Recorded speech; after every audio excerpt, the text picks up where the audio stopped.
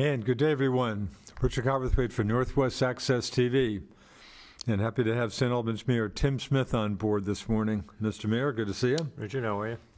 Just fine. Should know we're taping the show on, I'd written Monday, Jan 15, day off. How about Tuesday, Jan 16? Does that sound a little better? Halfway through January. Boy, in fact, I can report we're halfway through the meteorological winter, for that matter. That, of course, being the three coldest months of winter, Yep. December, January, and February. Well, it sounds like winter's just maybe about to start kind of this week.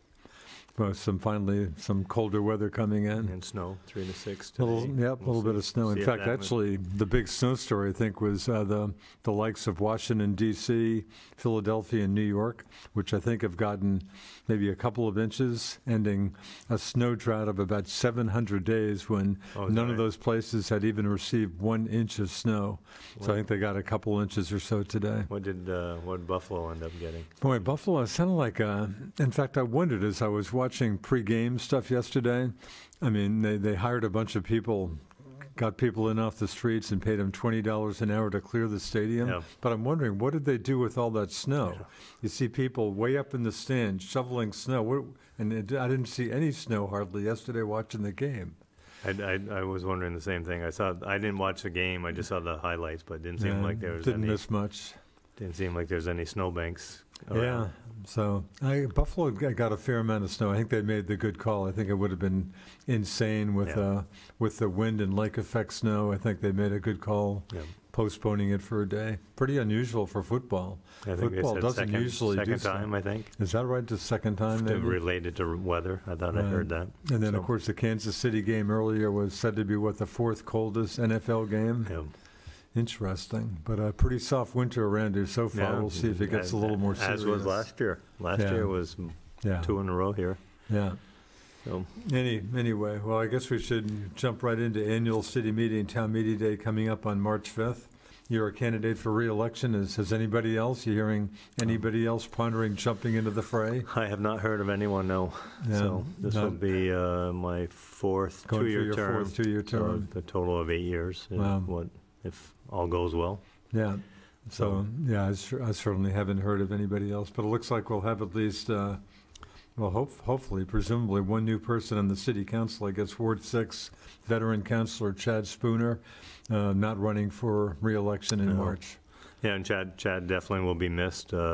15 years on the council. Right? Yeah. And city council president for a number of years, correct? Ever since I've been there. Chad's been a big help for me when I first. Yeah, even today we joke he whispers in my ear to ask for public comment and whatnot. But he's been a great asset. He'll be missed for sure. But 15 years, that's quite a commitment to really to a board of. Gee, I'm glad he got $10.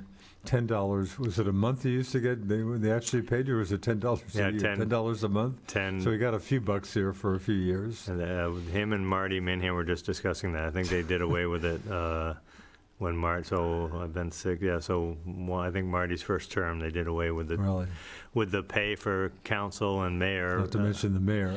Yeah, so they, excuse me, so the budget didn't pass, so they thought they'd make a gesture of eliminating their pay to send a message to the voters. Again, maybe I'm one of the only city residents who, nice gesture, but insane that you folks don't get paid some bucks is insane to me. But in some ways it works out well, Richard. You know, people think we get paid, and then as soon as you tell them we're volunteering, the tone changes significantly. So I'll mention that the mayor of St. Albans is some of my friends who aren't aware of what's going on around here. Gets nothing, and they don't believe me. I say it's true. Any news of note? Any hopefully good news, but any news on the passport agency situation, which we talked about at length last time? Senator Welch was here. We wish maybe. Senator Welch was here 2 weeks ago. We met, the city manager and myself met with him. Once again, stressed the importance of what the impact of the passport agency is.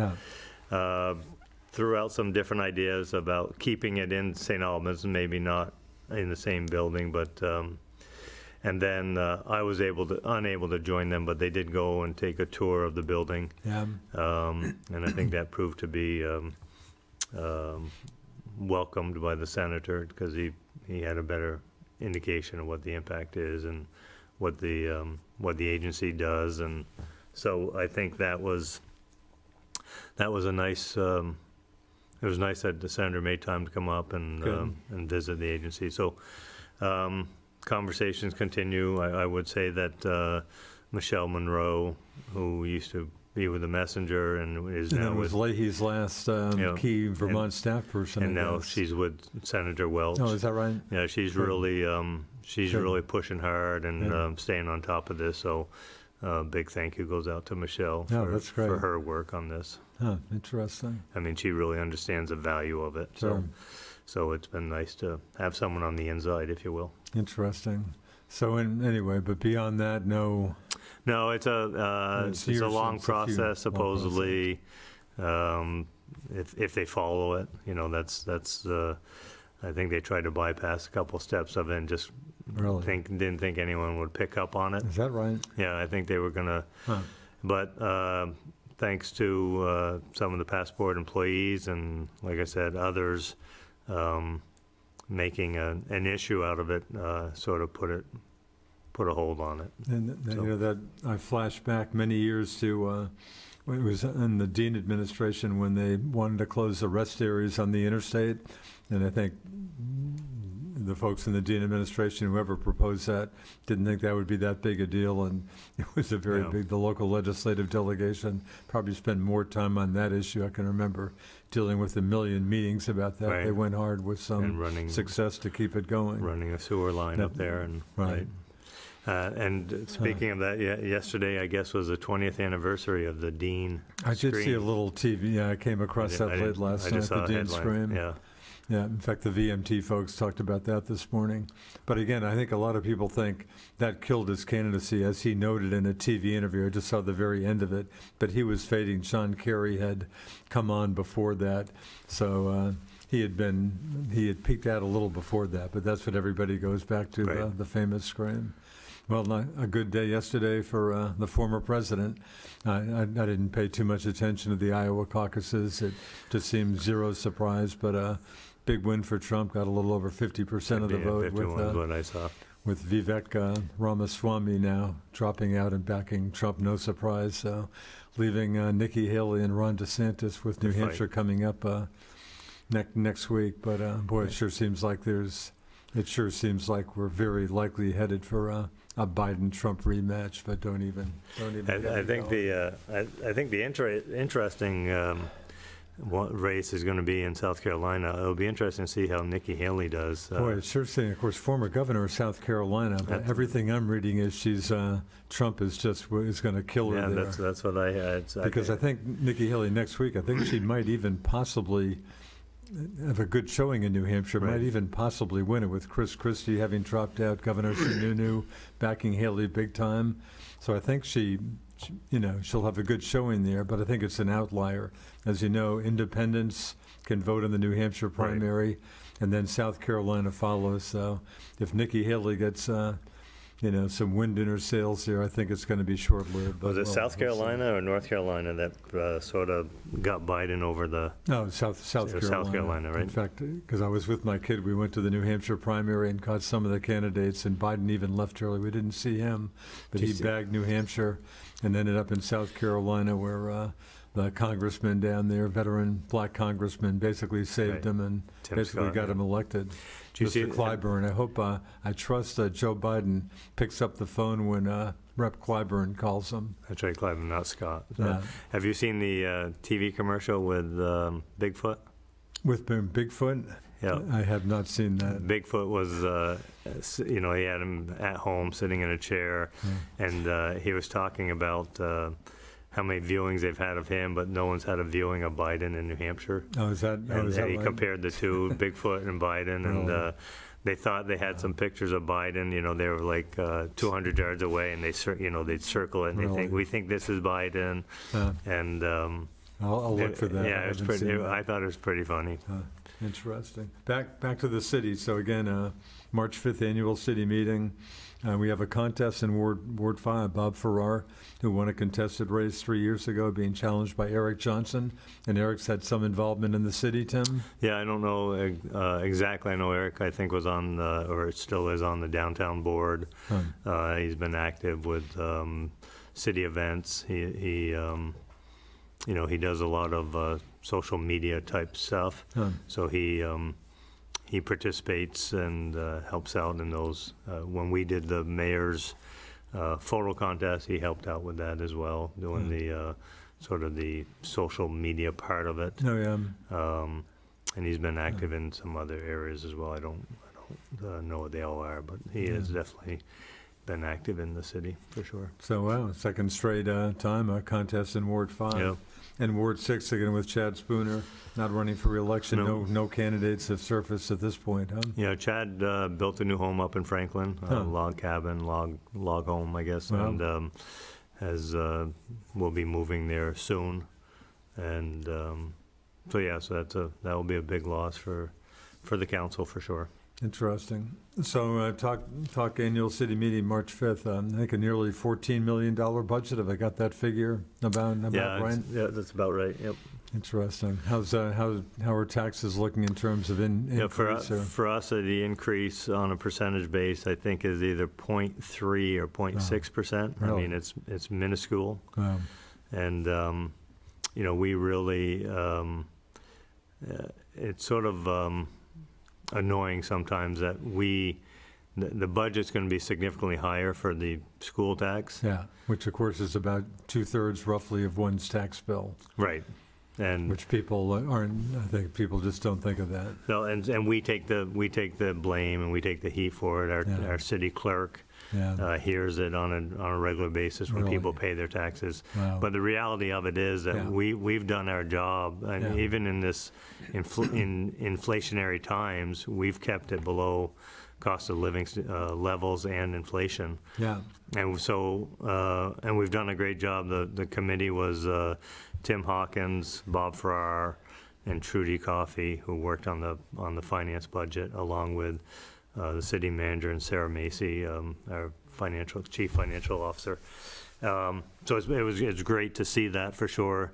And we just need to, we as a council, we just need to make sure people know that we did our job. It's a school budget that could be 12, 14, 18, I've heard as high as 18. Really? They always come in high in the preliminary discussions, and then they've dropped back. But and of course, the word from the state tax department official maybe a couple months ago was talking what 18% increase. 18, right? And that usually, I think they just set the bar high and then they drop it down. But so. I think I'll be writing a letter to the messenger, just reinforcing the fact that we've done our job. I mean, as council people, and we've held it lower than probably most people expected, and we hope people support our budget for sure. I think the school district needs to tighten their belt. We hear it all the time. That taxes, people say they can't pay any more taxes, and the increase, I think, last year was significant as well. Yeah, it makes me think of the governor. I think we're talking, again, just more battles between Republican Governor Phil Scott and the Democratic supermajority, with the governor just getting very frustrated, but, as many vetoes, often overridden and stuff. Tough situation. I mean, legislature, enacting some, like the child care bill, which will be coming into play, some programs that, easy to like and easy to think good programs, but of course the payroll tax, people will start getting hit with that at some point down the road. But 0.5% payroll tax. So for someone making, $50,000, that's $250 more in income taxes. If you make $100,000, it's going to be $500 more in your tax. So, boy, the affordability issue just sounds like continues to be even a bigger issue, no doubt, year after year. In terms of the warning on the annual city meeting, anything of note? Anything out? We have another TIF vote. Another TIF vote. This is the last one that we can do. Huh. We've maxed it out. So this is for housing units on Main Street or one of the side streets. So this is, I can't remember what the total is, but that will be, we'll be looking for approval to add to our bond, our TIF bond. And that's the last one, is a TIF deadline, Last it's one, not yeah. too far away? Yeah, there's a lot of discussions in the State House, but I'm not so sure if anything's going to move too far. Again, TIF for tax increment financing, saw a story on Rutland TV, folks picked it up, and I guess they're looking, maybe at their first TIF project, and we're paying attention. St. Albans, Dominic Cloud was interviewed as part of the story. I guess they were looking at St. Albans for the success St. Albans has had with it. And we have, but as much as some people want to argue it, I don't think it can be. I don't think it can be argued. I mean, we've done everything we're supposed to. You know, in another 10 years, our the grand list, the money diverts back to the education fund. It's going to generate a lot more money than we ever had. You know, going in that direction. Yeah. You know, we've lost. All of these will help make up the loss of the Immigration Center. Which was a big hit for you guys. Yeah. So I think the TIF has done what it was proposed to do 10 years ago. And I believe it's been 10 years. Well, speaking of the TIF, and not one of its biggest fans, State Auditor Doug Hoffer happened to read a story this morning on, I think, VT Digger, just after I woke up, and I guess he's slugging it out with the Attorney General now. I guess there's a lawsuit between Doug Hoffer's upset that the Attorney General, Charity Clark, is not doing something he thinks she should do, but that's a little unusual, too. State office holders going after each other in court and stuff. I hadn't seen that. I'll have to take a look at that. First reference I saw, and I think it might have a TIF connection to it, but yeah, the bottom line with Doug Hoffer is that he thinks that all of the investment that's been made in St. Albans City would have been done in the private sector without any TIF support. And I think to a person on the city level and in the Agency of Economic Development or Agency of Commerce and Community Development on the state level, will tell you that St. Albans would not have, none of that would have happened. And there would have been no hotel. The St. Albans house down on the corner of Catherine and Lake would still be in disrepair. The courthouse would be in disrepair. You know, and then parking garage, hotel, Ace Hardware, you know, Maine and Congress, where CCV is, all that, Fonda site. There's just a lot that would not have happened without the involvement with the city and with the access to the TIF funds. Interesting. Speaking of St. Albans House, one of Jim Cameron's projects, how's he faring? Boy, I get the sense, and I haven't seen Jim for a while, get the sense of the courthouse project. Has that been a little tougher project than he thought, or is that still moving okay? No, he's my board, my FCIDC board did a tour last weweek. I wasn't able to join them, but apartments are almost done. Oh, really? You know, all the floors are sanded. Interesting. I think he has 8, and he's waiting for a certificate of occupancy, I believe. Good. I think he has an interested party for the main floor. Wow. So no, he's. Hey, good for him. I think it's sitting pretty good right now. Yeah. Probably 95% done. Maybe. Interesting. No, glad to hear that.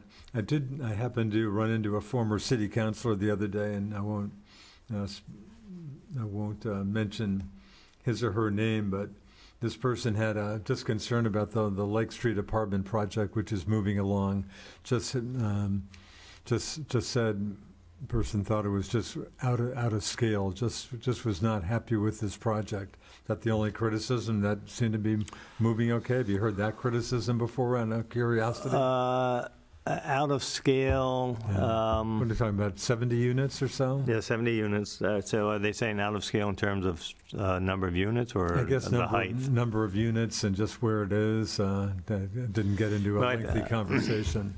But this person just said this isn't a good project. I said, that's interesting. I hadn't heard that before from anybody. Yeah, no, I think I think where the city's going to continue to expand its tax, I mean, we have to do infill, right? Yeah. We have to do infill development. Yeah.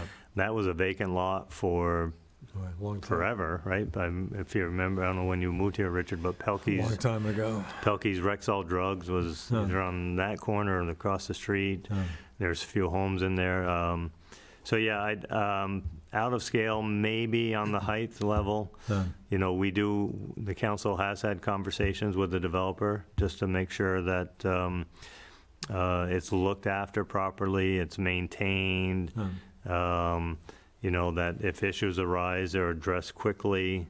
You know, we don't want the loitering on Lake Street. So we've had the conversation. We'll continue to stay on top of it as a council.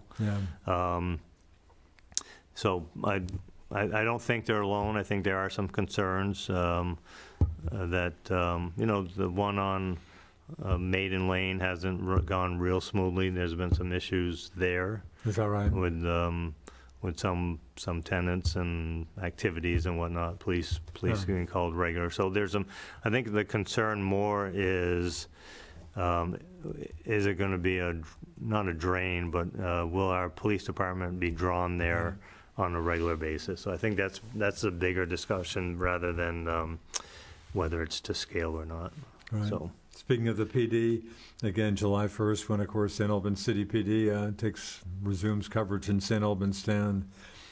Staffing up. How's Chief? How are you faring with that? Do you know? I know through an email I got from Chief Lamont that an officer had retired and they lost a dispatch, so they'll be looking to replace both of those. Yeah. I don't know where they stand on the additional 4 officers that they'll be hiring. Yeah. I know that you know, I think there's a lot of excitement, if that's the word, around the what used to be called the street crimes unit. Right. I think people are ready to have them back. And that's definitely coming back? Definitely included in the package. Okay.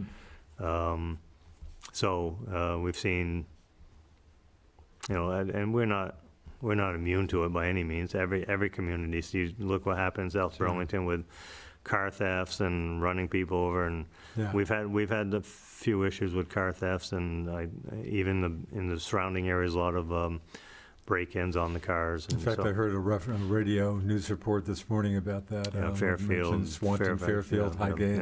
Yeah. So I think the added police is going to be welcomed. And you know, the calls for defunding of the police are not heard anymore. Yeah, I can't say I'm hearing a lot of those calls, any of that talk anymore. But you know, you look at Burlington; they're still pushing back on some structure within the police department. We've been fortunate that we've had, you know, the majority of our residents see the value of our police department. You know, I love seeing that, not that you want this to happen to anyone, but the story of the state police officer that saved that 8-year-old girl and that got national. I happened to see that on NBC Nightly News. That was amazing, story. and all the credit to the police and the officers who, whether it's city, sheriff, or state police, they should get their due for sure. Yeah. Health of downtown these days, Tim. Again, some folks say, well, there's always concern and stuff, but some, you know, retail's not easy. It's going to be a hard battle for. Not, you know, it's never going to be. We're never going to get to a point where we say, we're in a good spot right now. Yeah. You're always going to have new people looking or existing places closing for a variety of reasons, whether it's finances or finding help or whatever the case. Yeah. But the city remains on top of it. You know, the budget does include someone to be more involved in that outreach and trying to fill the vacant spaces. There are a number, you know, there's a child's clothing store that's going to be opening up. Excuse me. And that's on just down from Jeff's Seafood. And then there's, you know, we have, it's not retail, but there's office space going in the former TD Bank space on Main Street. So that's going to bring more people downtown, more people eating at the restaurant, shopping, coffee, etc. So It's just an ongoing, and battle may not be the right word, but it's an ongoing initiative to try to keep the storefronts full. The city will continue to invest in them. A lot of people may not understand why we invest, but we try to build the infrastructure that others may not be able to afford. We use our ARPA dollars from the COVID period.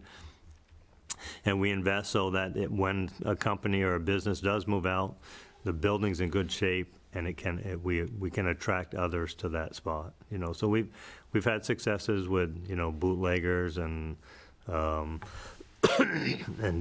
downtown on the How's the donut shop? Is that done? Donut shop still operating Friday through Sunday for the most part. Boy, here, high praise for the Japanese restaurant on Center Street. Yeah, I know the food's excellent there. But people need to understand, what I would like to point out is, have you seen Boys in a Boat? Or Boys in fact, I did see that. In fact, I saw that at the Weldon. Thank you. I definitely mentioned nice that the city has jumped in and kept the Weldon going. I thought the Weldon looked, it's a terrific book also. I thought the Weldon looked great.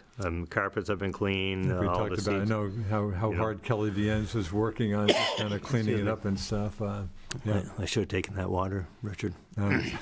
I'll do it next time. We're almost done, under 2 minutes. Yeah, so, Weldon looks great. I encourage people that they have been busy over vacation because there is no snow, there's no skiing, there's no sliding. Yeah. So people, the pool's been very busy.